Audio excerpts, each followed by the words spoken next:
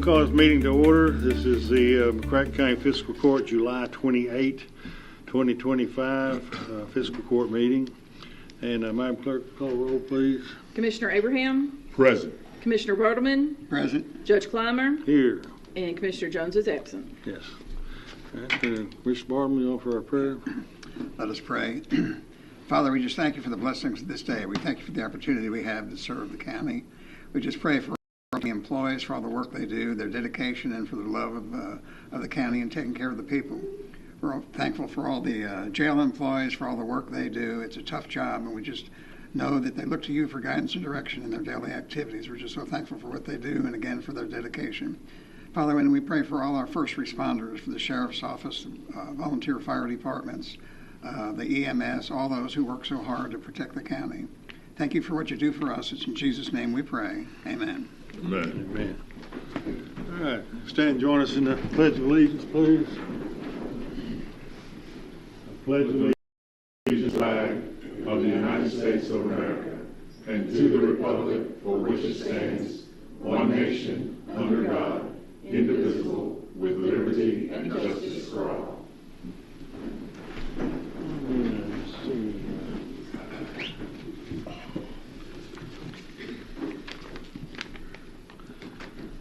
So first thing we're going to do, we've got quite a turnout here today. Did y'all all pay your fee to get in here? I'm not sure.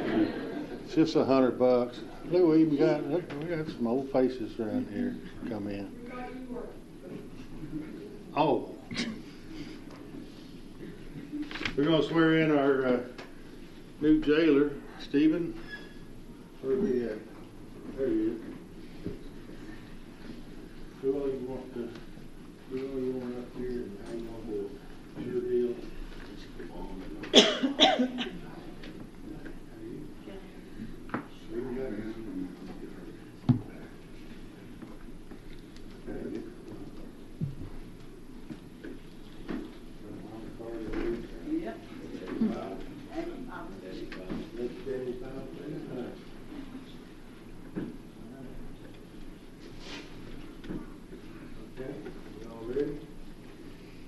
Let me say this before we do that, because on the oath, I give the oath to a lot of officials and take the oath in several positions myself. And there's this part in the constitutional oath which talks about duels. It's a historical piece based upon back in the day. Today, I guess they would say it's been a minute ago when they used to do duels, and it became unpopular and frowned upon. And so government way back when decided that in order to be a elected official in many areas, that you had to swear that you had never fought a duel or supported someone who fought a duel or acted as a second, helped in fighting a duel. And so people get a little chuckle out of that. It is an important piece of our history and something that we refresh and do with each office, and our jailer is one of those. So we'll do that, and Steve will sworn in. All right, I'll go through this, and at the end you'll just say it. Do you solemnly swear that you will support the Constitution of the United States and this Commonwealth, and be faithful and true to the Commonwealth of Kentucky, so long as you continue to be a citizen thereof, and that you will faithfully execute to the best of your ability the office of Jailer of McCracken County, Kentucky, according to law? And do you further solemnly swear that since the adoption of the present Constitution, that you, being a citizen of this state, have not fought a duel with deadly weapons within this state nor out of it, nor have you sent or accepted a challenge to fight a duel with deadly weapons, nor have you acted as a second in carrying a challenge, nor aided or assisted any person thus offending, so help you God? I do. All right. Congratulations. Appreciate it.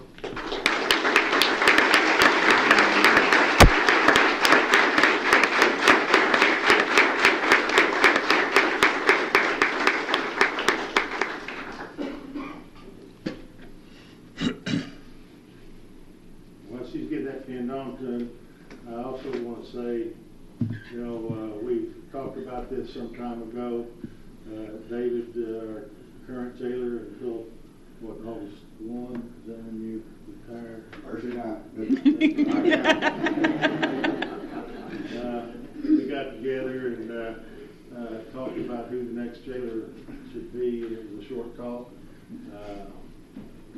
You know, when you've got people of the quality of Stephen Carter that can do the job, you know he's going to do a great job. You know that in my position as one of the elected leaders of the county, that I know I don't have to worry about some phone call or something happening. Somebody going to say, "Did you hear what Stephen Carter did?" And so that's a great comfort. We've got a great jail, got great personnel that are here, turned out for him. He's well liked, well respected, and for good reason. David has operated the jail for many years now, got it to a great position.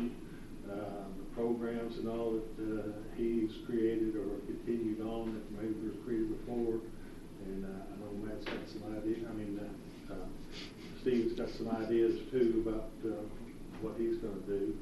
And so it's just a pleasure to have people in the community and the local community that will step up and serve in this capacity.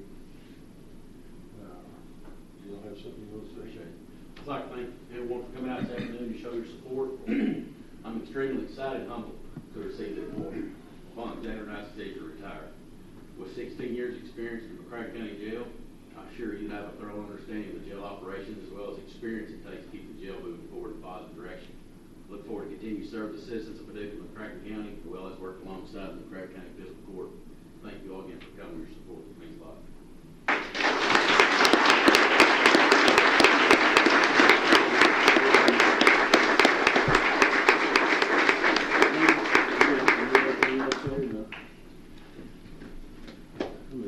I have no doubt that Stephen's going to do a great job.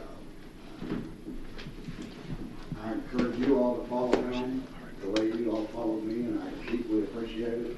I have no idea if he's going to run for the next election, but I hope he does. And I look forward to hearing that he will, I hope. He's been here with me since I did this almost 7 years ago, so he knows the jail in and out. There's no one in this county that knows it better than him. So, Judge did a great job in making that selection. Thank you all again for coming.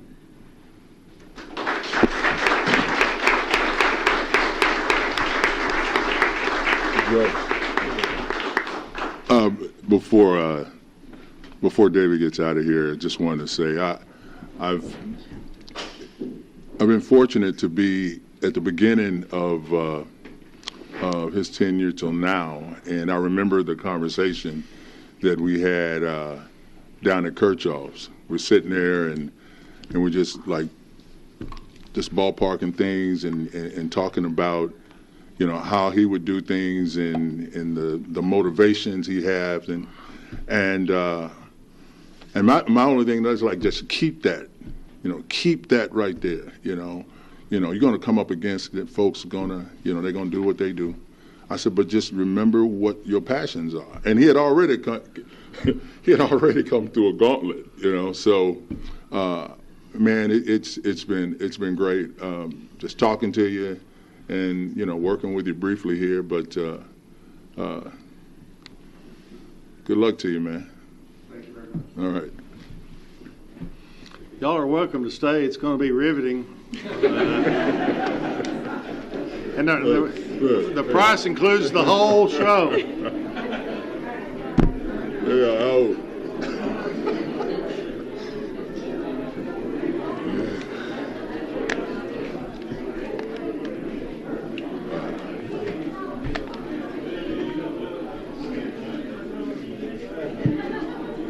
think that might set an attendance record right there. You either swear somebody in or do something really bad and you get a really good crowd. so glad you're sitting on this chair.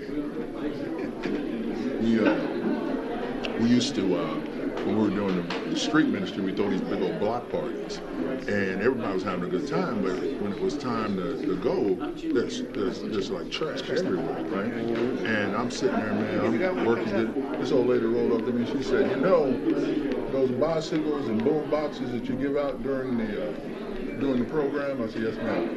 She says, "You might want to save one of them, and then anyone that bring you the most trash, get the bike." Man, the next time we had one, I made that announcement. That thing was clean. We had kids taking trash out of each other's hands. Yeah. Right? I looked at her, Miss Wilma. I looked at Miss Wilma. I was like, "Yeah, there you go." Oh, is it? Okay. Okay. Katie, in the blue and white thing. From where? Ritter, the cable. Oh, I got you.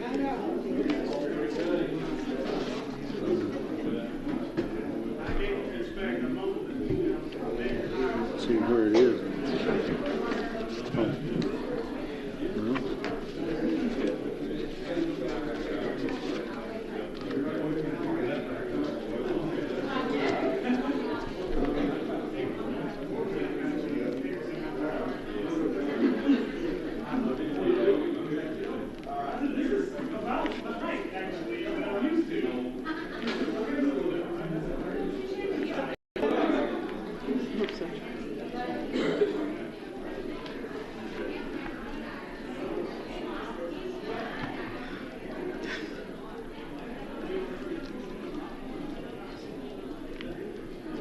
All right, we're squared away, looks like. Consent agenda?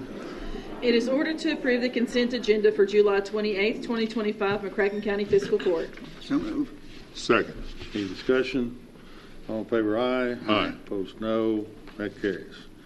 It is ordered that the necessary cash transfers in the amount of $1 million be made in order to pay county bills and payroll approved July 28th, 2025. So Motion. move. Second. Any discussion? All in favor, aye. Aye. Opposed, no. That carries.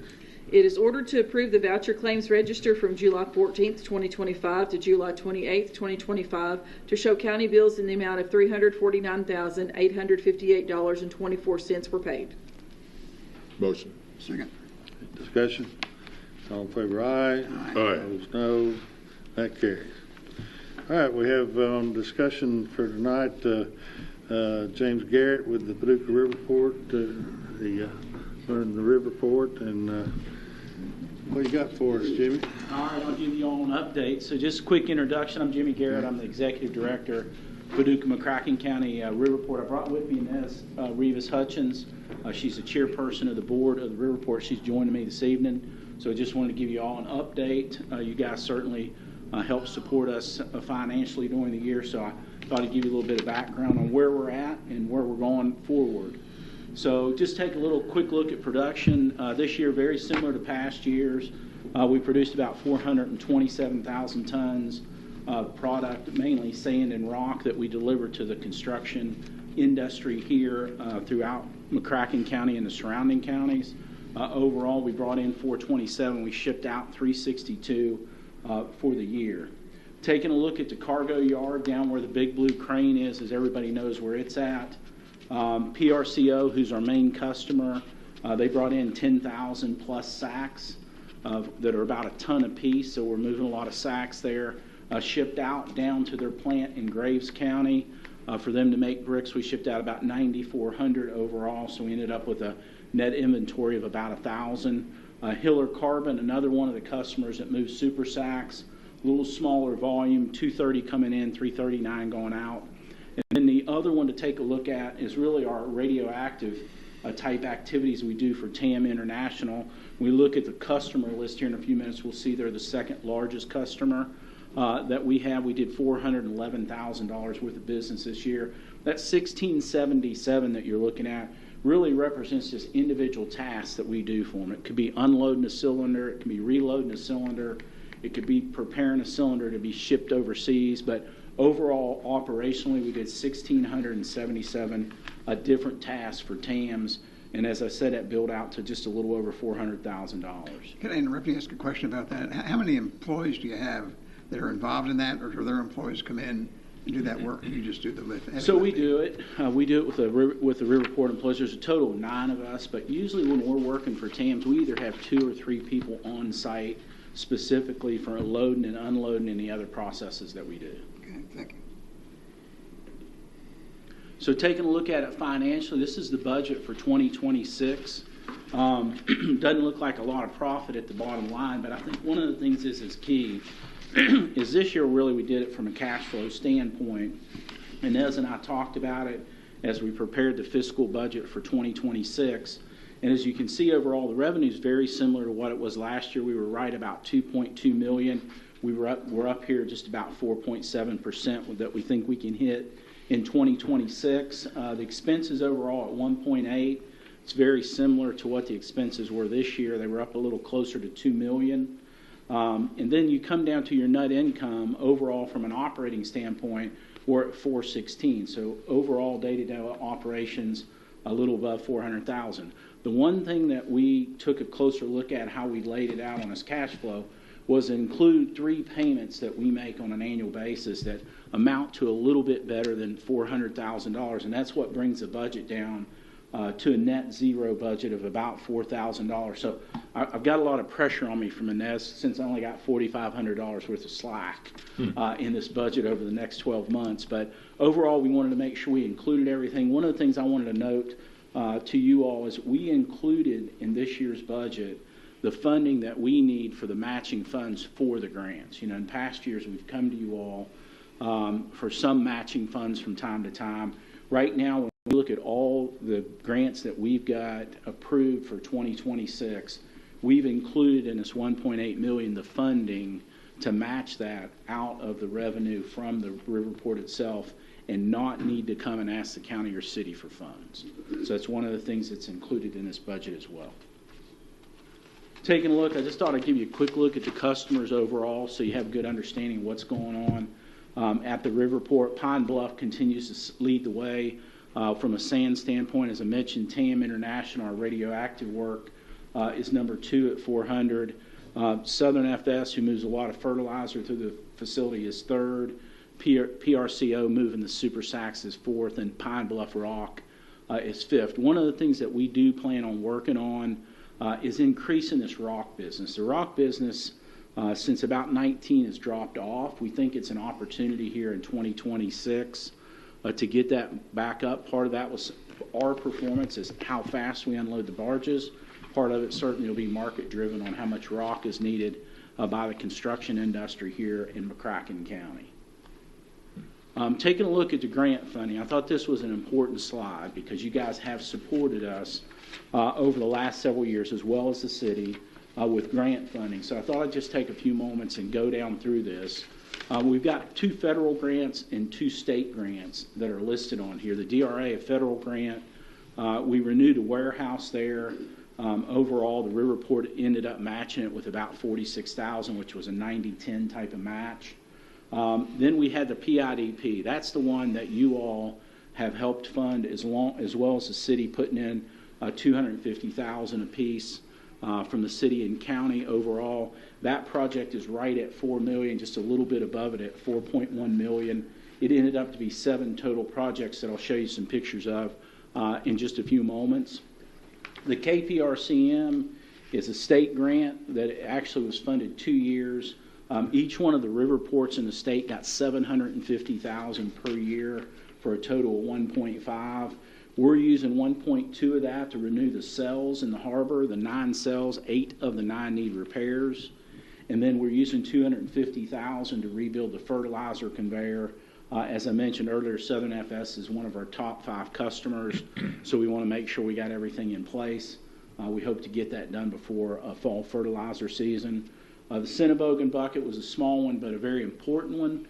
The Cinnabogan is a main machine we use to unload barges, both the sand and rock. We found a performance issue with it, and we were able to get the money that we think we can correct that performance issue. KRI, there's a number of projects. Some of those were done in the last 2 or 3 years. all of them important to us. The most recent one is the mobile crane at the bottom. We didn't have a crane on site, so when we needed it for maintenance, we'd have to go and rent one. We usually lost a day's downtime waiting for a crane to be delivered to do the work. So we were able to secure those funds that we hope to have a crane here possibly by the end of September as we work through the bidding process. And then we had an aerial lift there as well that we use, to be honest with you, on a daily basis. So when you look at it, over really the last 5 years, if you include 21, there's been $6.6 million invested in the Riverport through grants, both federal and state. A little bit of breakdown at 5.6 has come from the grants itself. The Riverport's pitched in 275, and then both between the county and the city, there's been a split of 316. And then some of our clients, including Southern FS and Pine Bluff, have contributed the other $140,000. Taking just a quick look, I'm going to walk through some pictures. This is the warehouse that was completely renewed. Another thing that was fortunate on this renewal of the warehouse, we didn't use all the funds on just renewing the warehouse. There's another $65,000 left. About 60 that's from the grant and 5 from the Riverport. Over here on the right-hand side, you'll see kind of in the white in the red dots, there's a new concrete surface that we're going to put in this fall. I can tell you it's vitally important to move these super sacks. We make so many runs across there with forklifts. We make about 900 per barge that we have really failed to asphalt entirely, and it's created a difficult surface for the guys to work on. Excuse me. Yes, sir. McCracken County. Yeah. Baseball, basketball, radio. Yes, sir. Yeah. Okay. It was killing me, man. I'm sitting here and talking. I'm like, where have I heard this guy? Okay, we're good. Okay. We're good. Okay. I do football and basketball. Yeah. Now it's all good. Go Okay. ahead. So I got a side job that Inez allows me. Yeah, I'm to with do in the you. evening. I'm with you. Go ahead. I'm sorry. So, so these are the PIDP projects. These are the ones that you all have funded, about $250,000. We recently came for another $150,000 to bring that total up. As you can see, there was really 7 projects done on that. Overall, the domes were renewed, which is our pet coat business. It's one of our primary customers. The 3 radial stackers, I'm going to show you a picture of in a moment. We got 4 generators. One of the things I do want to mention about these 4 generators that I think needs to be put on the county and city's radar. These are really nice trailer-mounted, high-voltage type of generators. In the case of an emergency, I think one of the things the county and city need to know, if there was an emergency, a power outage, and there needed to be extra power, we've got these generators down there. We've got them put away. They're ready to run. I mentioned it to Keith Riley the other day from the city side. And I wanted to mention it to you all tonight that, to me, that's an asset that could be used by the city or county if there was a power need. And so those are trailer mounted, hook them on a heavy duty truck, pull them to the location, and you got plenty of power. So it's something just to keep in mind. The truck scales were instrumental for the fertilizer business as well as the canopy. And then the concrete pad is a new pad to give us new storage. Actually had a customer reach out to me today about interest on that clean concrete pad. And so overall, as I mentioned, this was the one that was a little over budget. 3.8, it ended up being about almost 4.1, so about $265,000 over, which ended up being just a little under 7% over budget for the total project. Here's some pictures. This is the new radial stackers. I will tell you an interesting story about these radial stackers. So when we took down the first stacker to put the new one in, on its way down, so they had a crane, they were lifting it to the ground in order to cut it up and dispose of it, it collapsed and broke in half on its way down. So what I said was, you always ask the question, did you get the useful life out of it? We got the full useful life out of it to the very last hour. But we replaced it with these new units, which are really nice. It's about $1.7 million, these 3 radial stackers. I can tell you these are 50-year assets, and I can tell you it's a big performance difference at the Riverport. Here's just 2 more pictures of them. This is the sand side of it, so it makes up the total of the 3 radial stackers. In the black stacker that you see right in the middle of the picture is a short additional conveyor that was part of that project. Replaced the domes. I think some of you know the domes originally got destroyed in a storm. Under this PIDP, we were able to put the domes back in place. These are some mobile conveyors. We're going to use these conveyors. We're going to repurpose them. They were originally bought in order to use as a transition while we're putting the radial stackers in place. Now that that work is finished, we're going to adapt these. There's about 300 feet of them as the new fertilizer belts. So one of the things is we're going to repurpose that and keep the cost of that project down. This is a concrete pad that I mentioned. This was originally the fertilizer building. When the new fertilizer building was built, the pad was left, but it was in pretty bad shape overall, so we were able to refurbish it. So now we got about 14 to 16 inch concrete pad, which will allow us to put bulk material on or containers, depending on what the need is. Just to take a little look at the future. So for a moment, I want to look at the future.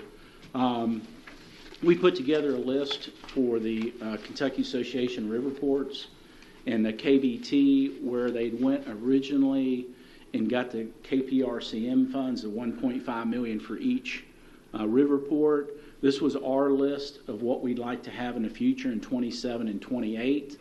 Some of that's a continuation of what we're doing now, and some of it is new projects. One project I think is instrumental on here is a new 30,000 square foot warehouse. Today, PRCO, they really fill all the warehouses that we have, which is about 70,000 square feet. And they use 3 additional warehouses on Irvin Cobb. It'd be great if we could get that built and recapture that business back for the river port. And so that just gives you an overall list of what we have planned really for the next 2.5 year plan. Hopefully we'll get that KPRCM funds for fiscal year 27 and 28. So I wanted to talk a little bit about Riverport West. We've been working on Riverport West. Myself and Nez have been to a number of meetings with BFW, other engineering firms, and other partners in this Riverport West layout. This just gives you a little bit of scope of it. Overall, that's the entire land that we own, about 41 acres. The drawing that you see down the middle is the way the rail line will be laid out, along with the adjacent road for heavy haulage. I know, Judge, you've been involved in some of these meetings as well on the road and rail. This is the latest design to reach that dock, and this gives you a little bit of conceptual view of it. So this would be what the dock would look like. Where the tree area is where the actual rails would be in the future, but this is just a view from the river of what the dock will look like, the crane, and what the barges would look like berthed up against the dock on the river. So just to give you an update, if you remember, originally $3.5 million was allocated for Riverport West. To date, we've spent $1.2 million. All that has been spent on environmental assessments and engineering design. Right now, the goal is probably September-ish. All the work will be done from an environmental standpoint. We'll be able to file for the Corps permit, and then all the design engineering will be at its final stage. So then the next thing would be to get the funding for the actual construction. Right now, the estimate for that is $50 million to get it done. The last thing I want to talk about is the foreign trade zone. Some of you may have saw it in the news this month. I know we've shared it in several different levels of communication in the media. The foreign trade zone, many of you will remember, was originally established in 2015 at the river port. It's not been utilized. But due to the Trump administration and all the activities associated with tariffs, it garnered a lot of attention from a number of different customers. The first one to fully commit was PRCO. They bring their material from China. Their raw material comes from China. So it's being delivered today all the way to the river port, put into the warehouses without any tariffs or duties paid.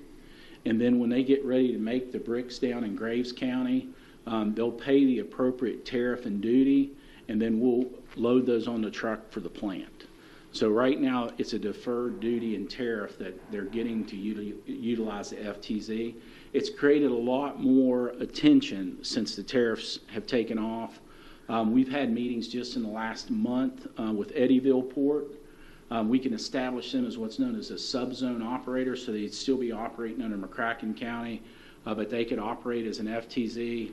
We've got a multi-county meeting set up on August the 8th. That's with Crittenden County, Caldwell County, and Marshall County. Mr. Cole, who's located down in Hickory, they bring in all their products from China as well. We've had several discussions with them about using the FTZ and or developing it as a subzone. Alliance Operating Services recently come to us. They want to set one up in Ballard County.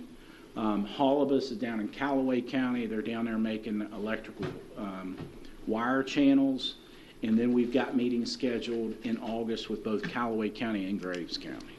So since the tariff started, it has garnered a lot of attention for the foreign trade zone. And for the first time on July 1st this year, we got to use it. So right now, in the foreign trade zone in 2 warehouses, we've got 5,555 super sacks stored in the two warehouses under the foreign trade zone. One of the things I shared with Inez as we was preparing, Customs and Border Protection Agency will be here Thursday, and they're going to do an annual review to see if we're up to the rules and regulations in order to operate the FTZ. So I guess the last thing I have is, do you have any questions? Well, Yeah, I really appreciate this briefing. I was a reporter for the Duke of Sun for almost 40 years and wrote a story back in 1978 when Julie and Carol provided the first funding to build the Riverport. I, like many others, drive by the Riverport probably almost every day, and it's one of those things hidden behind the flood wall. I wonder, why are we wasting so much money on that Riverport? They never do anything there. But I've seen those big sacks out there the last couple of months. I thought, when I first saw them, well, they're sandbags. They're going to send them up to Smithland. But I really appreciate this briefing and to let us know what's going on. It's the most comprehensive briefing I've heard. When I was a reporter, I never heard all this. And as a commissioner, we've never heard all this. So I really appreciate the briefing and knowing what's going on there.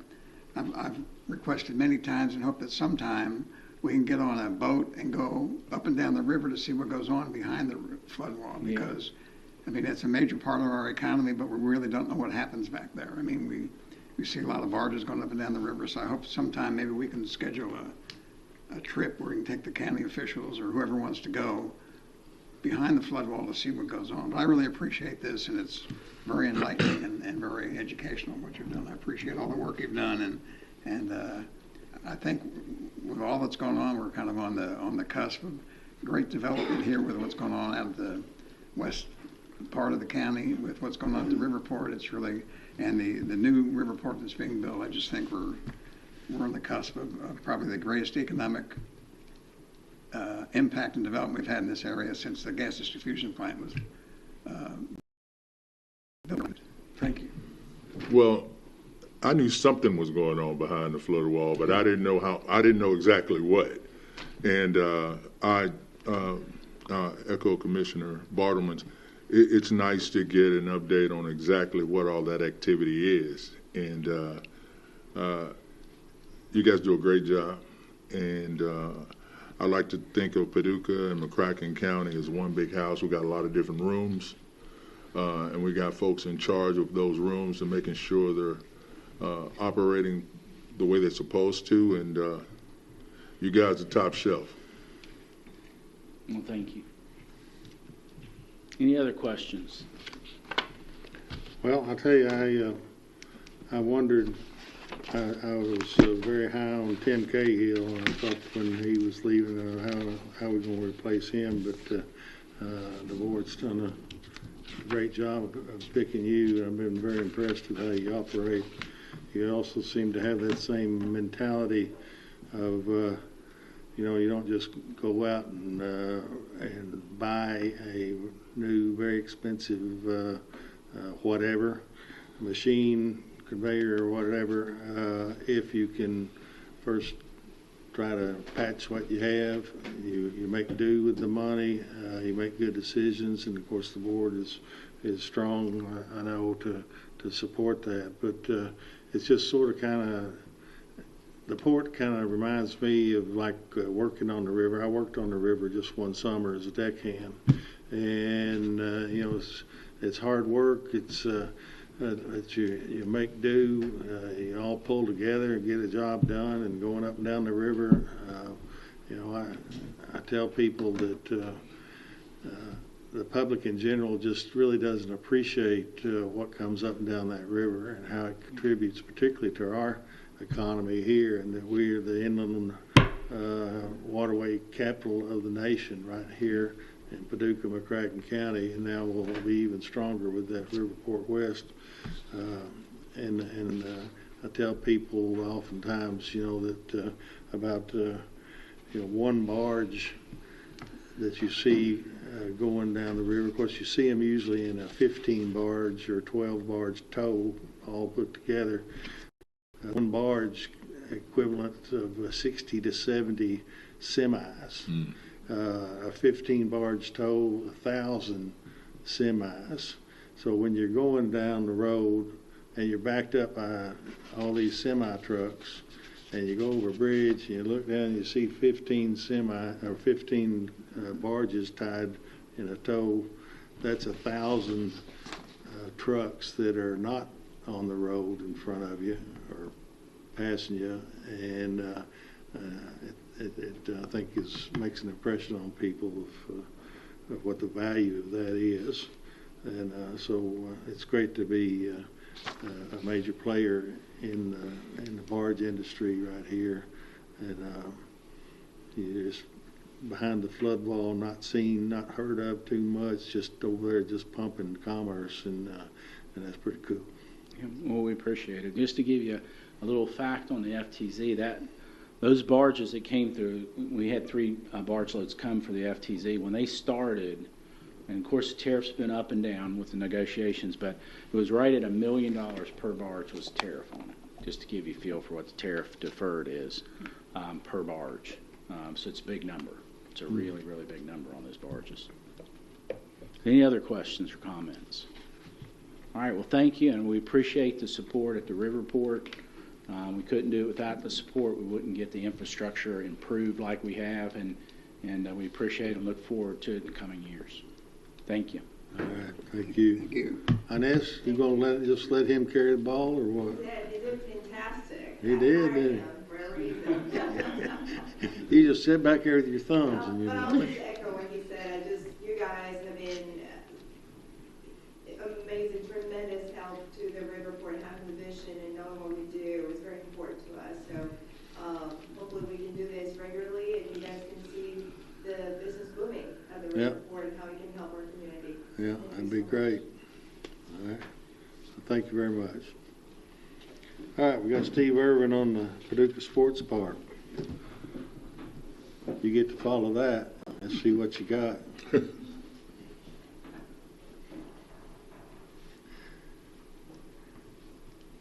Trying to get this. No, that'll.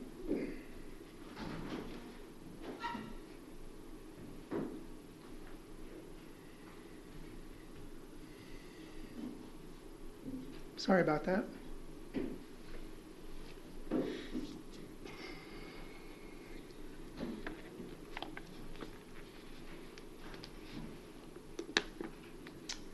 Good evening, Mayor, Judge and Commissioners. During the budget time this year, we spoke briefly about sponsorship and naming for different parts of the sports complex. So tonight I'd just like to come before you and kind of give you an update of where we're at.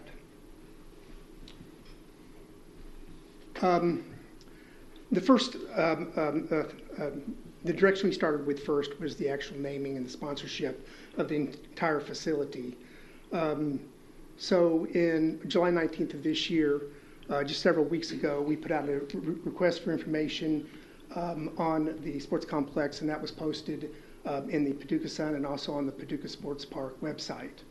The objective of the RFI was to gather information from public entities interested in associating their name with the Paducah Sports Park.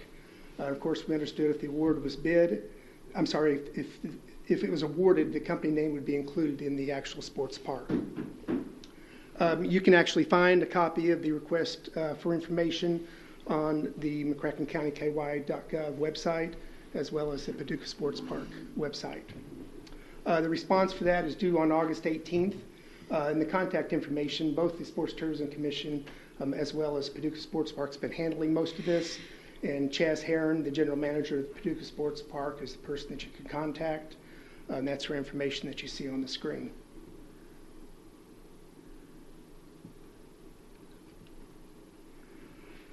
As far as the scope, the branding of the Paducah Sports Park will include on-site signage, digital integration. It'll include press releases and a media website presence.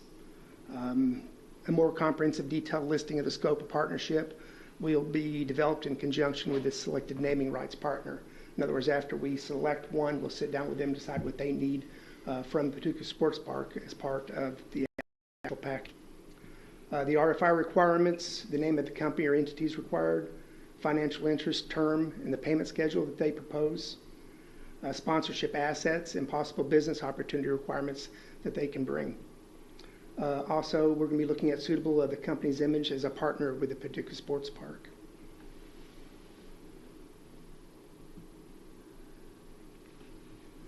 It's not just the naming of the entire facility. There's going to be lots of different opportunities within the Paducah Sports Park for naming and sponsorships. Not naming, but sponsorships.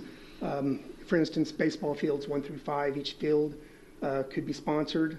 There's going to be on-deck circles, scoreboards, dugouts, concession buildings on both sides, batting cages, championship field and entry plaza, soccer field 6 through 10, entry plaza in the concession building, that's on the soccer side. Then there'll also be event naming and then food and beverage sponsorships. So all of these right here, probably within the next week or two, we'll be starting to put those out into the community. So this is just the start of this process with the park. Steve, is there any plan, the revenue from that, if it's substantial, will that go into operating costs or will it go into a fund for future maintenance costs? Right now it's scheduled to go into operating costs, and that was part of the pro forma. Okay. And that really is it, Judge. Just very short. I just want to bring you up to date of where we're at since those discussions during budget time. Yeah, so we've kind of been talking about that a good bit, and I think it's it's our city county sports park. It's one of the greatest assets that we're going to have within McCracken County, and so I'm hoping that local businesses, local entities will look at taking a shot at being a sponsor on this, so that they are participating, because it is our park, and I'd love to see. We love to have the big names, the corporations, Pepsi, Coke, Amazon, whatever. But it'd be pretty cool to have, Mama's Pizza or whatever on perhaps a smaller, lesser cost sponsorship or something like that. Because I think it's a grassroots kind of thing, and I think it'd be cool to have folks, and I hope that people will get the message and perhaps inquire to have their businesses or whatever it is a part of this park. So, you guys got any questions? Sounds good. No questions. How's your soccer game? How's my Strong? soccer game? You strong or what? Well, I'll do the anthem for you, but, that's about it, Judge. Okay. I know Bill's strong, so I don't have to ask him. All right, Steve, appreciate it. Thank you. Let's see, where we headed here? Court orders. It is hereby ordered to receive and file sealed bids for the new turf scrubber at the Paducah Sports Park. The sealed bids were unsealed and opened at 9:30 a.m. on June 5th, 2025 in the courthouse. All bids were taken under advisement. Motion. Second. Any discussion? All in favor, aye. Aye. Opposed, no. That carries. It is hereby ordered that the Cromer Company be awarded the bid package for the turf scrubber at the Paducah Sports Park for $53,866.50. The Cromer Company was selected based on being the best bid per the basis of design. It is further ordered that the judge executive be authorized to enter into a contract and sign all necessary documents for the same, and the treasurer be authorized to pay invoices. So move. Second. Discussion? All in favor, aye. Aye. Opposed, no. That carries. It is hereby ordered to receive and file sealed bids for batting cages at the Paducah Sports Park. The sealed bids were unsealed and opened at 2 p.m. on May 29, 2025 in the courthouse. All bids were taken under advisement. Motion. Second. Discussion? All in favor, aye. Aye. Opposed, no. That carries. It is hereby ordered that Midwest Netting Solutions, LLC, be awarded the bid package for batting cages at the Paducah Sports Park for $188,390. Midwest Netting Solutions, LLC, was selected based on being the best and lowest bid per the basis of design. It is further ordered that the judge executive be authorized to enter into a contract and sign all necessary documents for same, and the treasurer be authorized to pay invoices. Motion. Second. Discussion? All in favor, aye. Aye. Opposed, no. That carries. It is ordered to receive and file sealed bids for one or more Dodge Ram 1500 SSV 4x4 trucks to be used by the McCracken County Sheriff's Office. The sealed bids were unsealed and opened at 1:05 p.m. on July 24, 2025 in the McCracken County Sheriff's Office. 2 bids were received and taken under advisement. Motion. Second. Discussion? All in favor, aye. Aye. Opposed, no. That carries. It is ordered that Linwood Motors is awarded the bid for one or more Dodge 1500 SSV 4x4 trucks for use in the McCracken County Sheriff's Office at a price of $42,799, each based on the lowest and best bid. It is further ordered that the treasurer is authorized to pay invoices related to the same. So move. Second. Can I ask a question, Sheriff? Yes, sir. Did you lose 2 vehicles in a chase? Were they destroyed or are they repairable? No, we had one vehicle damaged, and the other one probably total. We haven't heard back from Canco yet. Okay. I just wondered, I saw you had 2 and I didn't know how bad they were. So you lose one and the other be You're repaired. talking about pursuit on the interstate. Yeah, Yeah, the one that did the intervention technique is probably. yeah. Simply because, just the circumstances. He had to put it back into the vehicle barrier. He kept trying to go, and he actually hit one of our vehicles head on, and then the deputy pushed him into one of the vehicle barriers again, and that probably caused him to tear. Okay. Thank you. So our guys okay? Everybody good? No injuries, all good. Head-on collision on the interstate. Yeah, he was. And he what? He'd already been hit the immobilization technique once, and it spun him around. Oh. He took off again, and one of our other vehicles wasn't too far away, and Oh. ran right into him head on. And that's only about $6,000 damage, so we were lucky. He was going the wrong way on the interstate when he did that. Well, Mm. all right. Let's see. We need a vote. Voting on F. Yes, sir. Thank you. Okay. All in favor, aye. Aye. Opposed, no. That carries. It is ordered that the judge executive is authorized to sign a service agreement for the incarceration of adult prisoners with Graves County. Motion. Second. Steve, how is this going to work? Are they going to bring prisoners here that'll be held till Christian County will pick them up? Do you know? I don't know. Okay. I read that. It seemed like, okay. Thank you. Yeah. Yeah, you want to address it, Kate? That's correct, Commissioner. They'll be held here for about 24 hours, up to 24 hours, and then Christian County comes to pick them up. And if Christian County doesn't, then Graves County will be required to take them back and figure out other arrangements. Okay. And during that time, they're responsible for all costs, medical, anything related to the prisoners. And about $35 a day. Yes, sir. Thank you. And that was about on par with what other agencies do across the state or even higher. And we don't have to do any transportation. They bring them here and they pick them up. We don't have to take them anywhere. The only place we would have to take them is to the hospital for treatment. But if that's the case, then Graves County has to reimburse McCracken County for those expenses. Okay. Good, thank you. Yes, sir.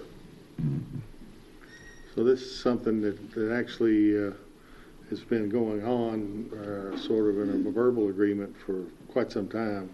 Has it gone all the way back to the tornado? I think that's right, Judge. And so I think Jailer Knight and I don't know the other's name in Graves, but they just came to an agreement, and then with Christian County to be doing this, and we decided we needed some formal contract. There was nothing in writing that I'm aware of, so we want to put some liability issues and all that sort of thing, and bring it to this group to see, do we, I mean, really, it's really quite an accommodation, really, to our neighbor Graves County. And they don't have a jail. Of course, they don't have the volume of inmates that we do, and I don't really know what they average per day or per week or per year or whatever. I was inclined to go forward with it, but and it's a 1-year contract, renewable. We just, if things don't work as we hoped, or Graves doesn't like it or whatever, with 30 days notice before the end of the term, it can be done away with or modified or whatever. So I guess we can try it out. If you guys are good with giving it a shot, see what happens. Good, thank you. Yes, sir. Yeah. All right, all in favor, aye. Aye. Opposed, no. That carries. Late Order H, it is hereby ordered that A&K Construction Contractors Application Number 10 for payment at the Paducah Sports Park and dated July 18th, 2025 be approved in the amount of $1,862,565.21. It is further ordered that the treasurer will seek 50% reimbursement from the City of Paducah as per the adopted interlocal agreement. So move. Second. Any discussion? All in favor, aye. Aye. Opposed, no. That carries. And we got a first reading on an ordinance. Commonwealth of Kentucky, McCracken County Fiscal Court, ordinance number 2025-11, an ordinance accepting an interim agreement with E. Ritter Communications Holdings, LLC, as required by County Ordinance 2021-14. Ordinance 2025-11 authorizes the judge executive to sign the agreement with Ritter, allowing them to commence construction while the franchise process required by the cable ordinance is undertaken. Summary: the actions effectuated in the present ordinance operates to authorize an interim agreement in order to comply with the Cable Ordinance 2021-14 requirements. Certification: it is hereby certified by the McCracken County Fiscal Court that the present summary represents an accurate official statement of the main points of and contents of ordinance number 2025-11. Public inspection: ordinance number 2025-11 shall be available for public inspection in its whole and complete form in the McCracken County Judge Executive's office during ordinary business hours. So move. Second. We have somebody here from Ritter. You want to come up now? Yeah, if you guys have any questions, we're more than happy to help. All right. I don't know. We might conjure up a question or two. Anything you got? That's what we're here for. I don't. Why don't you give us just a little 2-minute description of what this is about? For sure. So first of all, Ritter Communications is a telecommunications company. We were originally based out of Arkansas. Our headquarters is in Jonesboro. We've been around since 1906, so we're not new to the game. We're just new to Kentucky. We actually finished a fiber build earlier this year to provide business services in the Paducah area. We're now expanding to residential fiber in Paducah and McCracken County in 2025 and 2026. So we did telephone in the very beginning, branched out into broadband services, and then started our fiber company that's called Right Fiber.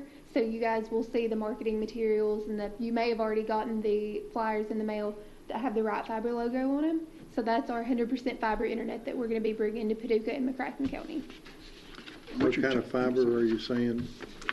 What do you call it? Fiber internet? No. Oh, Right Fiber is our brand.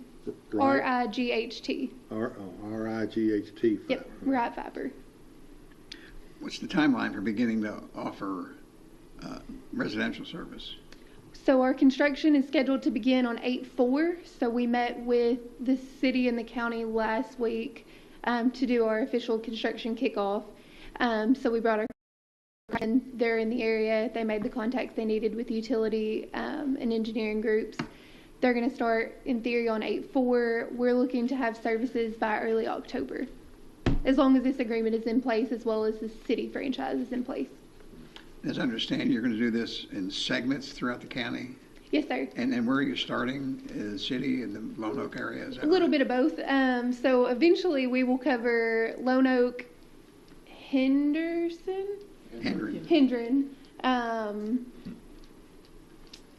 Right, it's all west of the interstate. Is our plan. Most of that is 2026. Everything east of the interstate is what we're looking at for 2025.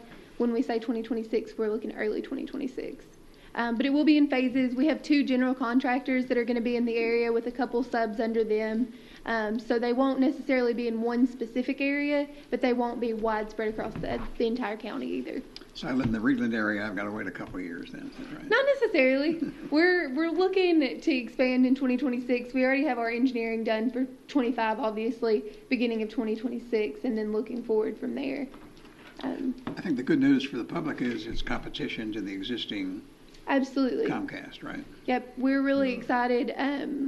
I don't work in sales or marketing, but I don't feel like we need either of them because our product just speaks for itself once we get here and the residents see the quality and the customer service that we provide. Competition's an understatement. Whoa, listen to her.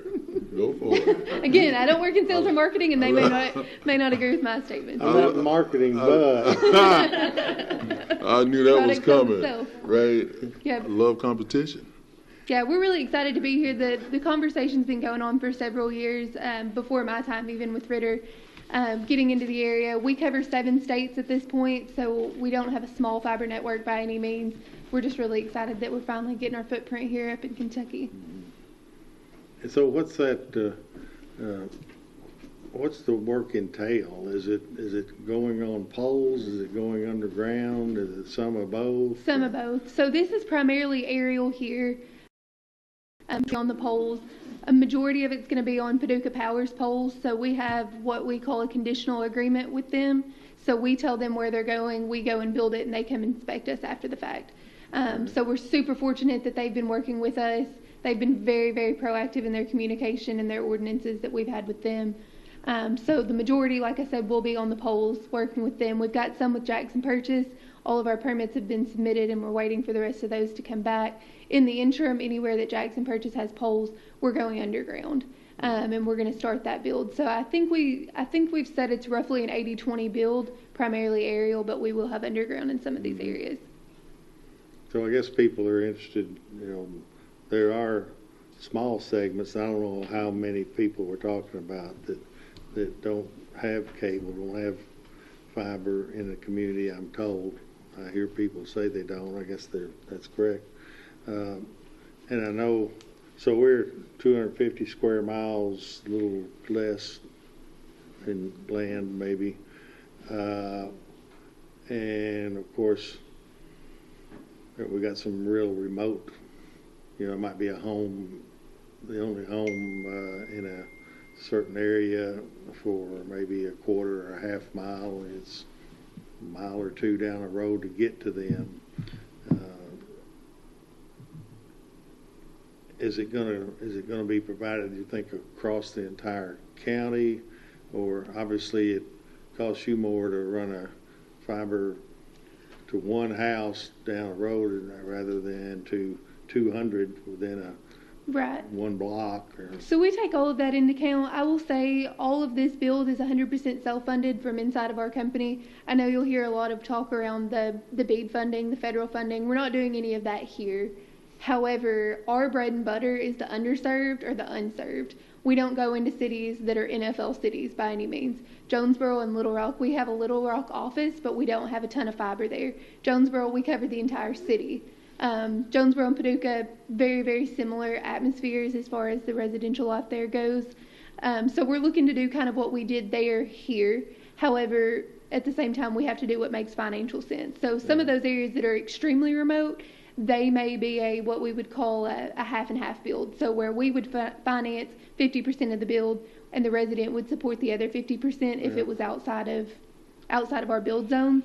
Always something that we look into. Our Right Fiber website has a place where you plug in your address, and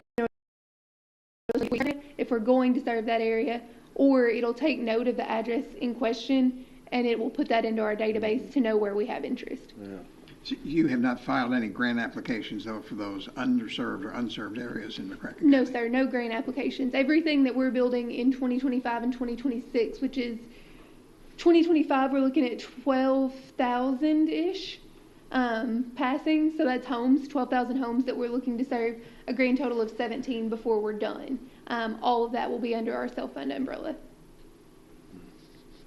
Do y'all get any kind of a government subsidy or something to defray the cost to go to if it's an underserved home? I suppose it's maybe because it's remote. It typically is. And that's, like I said, that's just kind of our niche where we fall, is those areas that are underserved, and we kind of have a plan for how our network can compensate to a degree. Now, when we're getting way out there and we're getting real remote, there's a difference. You know, there's obviously a business sense that has to come into play. But we partnered with a company called Grain Management back in 2019. They are a private investor. They work only in the telecom industry, and they partnered with us back in 2019, and so they fund what the Ritter family doesn't cover. Do you know if there's long-term plans to file for some federal grant money to do the unserved or unserved areas? I know in the far over toward the Simpsonia area at the Graves-Marshall County line, we're not serve some of those areas and some areas in the west. I don't know today if there's plans for it, but we are always collecting the data to see where we're wanted next. Like I said, this is our first real community in Kentucky, so we're super excited to see what the take rate looks like here, see what the need is, and see where we can kind of go next. So I guess the big question is, you're not in marketing, so I'm not. But what's the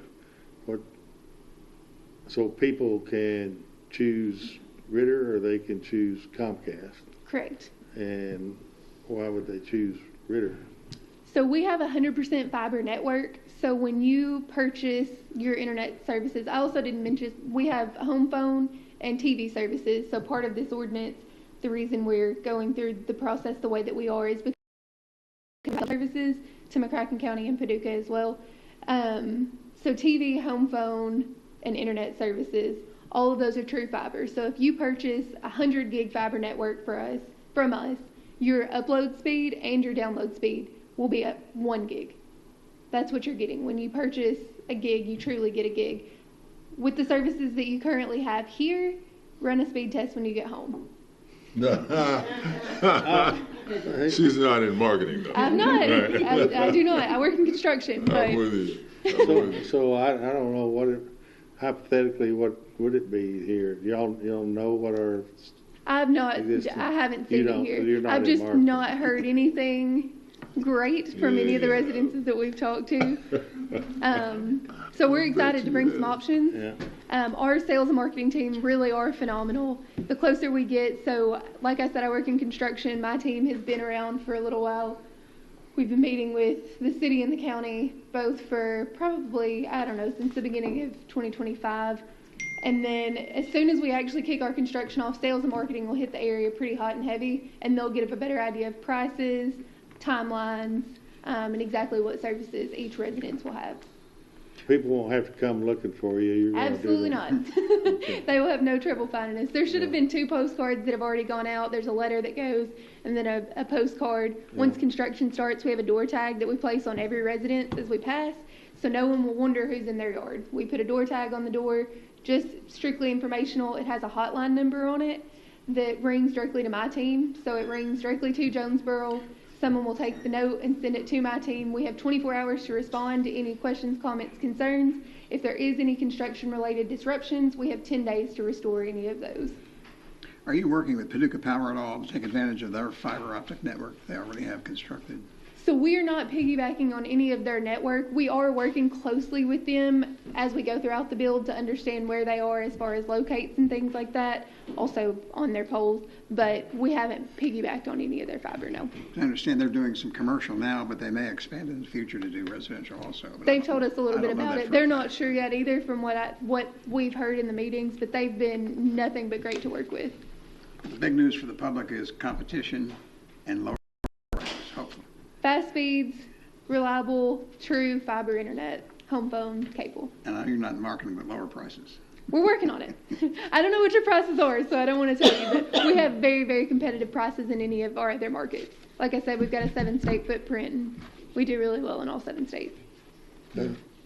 Oh, do y'all have your own crews that come and do this, or do you use any local labor to? General contractors are both based out of Arkansas. They will hire their subs from there, so I can't tell you for sure if those are Kentucky-based or Arkansas-based. Now, once we are in the market, we do have plans to have a business office here, as well as local installers, as we have a really short response time if there's an outage. So we have to have people that are close to the area. My team personally has an auditor that started 2 weeks ago that's actually from the McCracken County area, and he's working in the market today. Yeah. Okay. Anything else? All right. A lot of good information. Yeah. Thank you. Any other questions? I'll leave some cards if y'all have anything, but All right. we're Yeah, excited do to get that. this moving forward. All right. Thank y'all. All right. Thank you. We hadn't voted on that. We don't need to vote on it, it's just a reading. Oh, that's right. It's the first reading. Is everybody good on the first reading? Yep. Yes, sir. Second reading in 2 weeks. All right. All right, is a motion to adjourn? Can I update on Okay. something? I want to update on the some issues involving the convention center. There was some publicity a couple of weeks ago that the Greenway Trail construction going through the convention center area that the city was building. There were some issues about the reestablishing the parking lot and doing some of the cleanup work after it's over with. I think there was a miscommunication, but the city will restore the parking area that's being damaged or destroyed by the construction of the Greenway Trail. So we initially thought, we're told we're going to have to spend $170,000 or $150,000 to do the cleanup work, but that's not so. We're going to have to spend $5,000 or $6,000 for some striping and signs and things like that. There may be some additional parking added in the future.